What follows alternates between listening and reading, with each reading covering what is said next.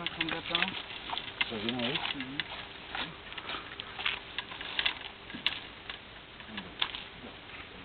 Ține-l tot mai aplicat în pat. Și trage către tine și mâine. Nu sunt tragere, Ali. Trage, nu. Tragi și mâine. Vedeți că e pe acolo. Da. De ce fac așa? Da. Opa, nebun. Hai, vezi? Nu l-am dat în sau? Văd așa, trage. E, mă, tu nu vezi și acolo ceva. Un boc să am nebunit. Ia. Ia, e bine. Ia, ușor. Deci trage. Ia. E mare, frumos.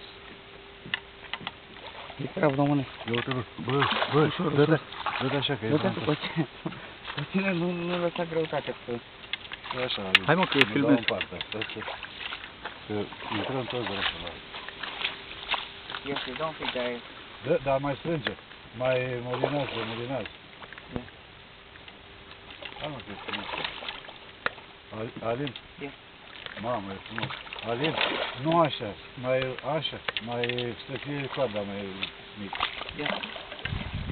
Aplică și te joci cu ăla. Vino în partea.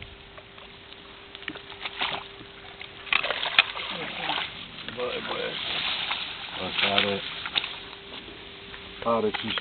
N-are. 4 jumate. 4 jumate, cam. Băi, Să mă dreptate. du-te în partea asta, trage la mai bine. Serviciu. Da. Drase, ajută-te-l. Ia, până la 5 și cântare să dea. Asta e mare, nu? Bun. Are peste 4 kg jumătate.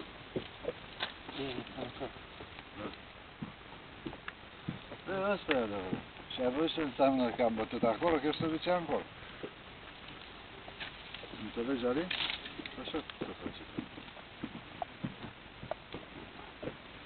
Avem ca și morta așa pe... Știu eu, da.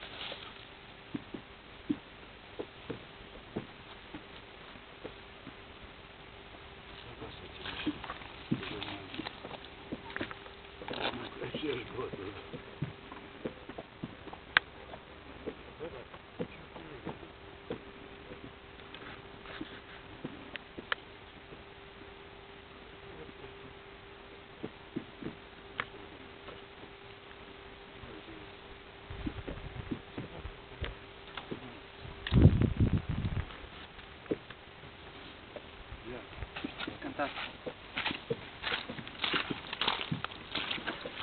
Hai bă, cu tine, bagă-ne o filmare ție. Ia să vedem cântarul. Cântarul oficial. Ia mâna. 4 kg. Tot 4, eu la fel ca ăla, mă. Da, frumos. Ce? Ia vezi să nu cadă în asta, vezi? Nu cade, să nu ce să nu. Ia, vrei?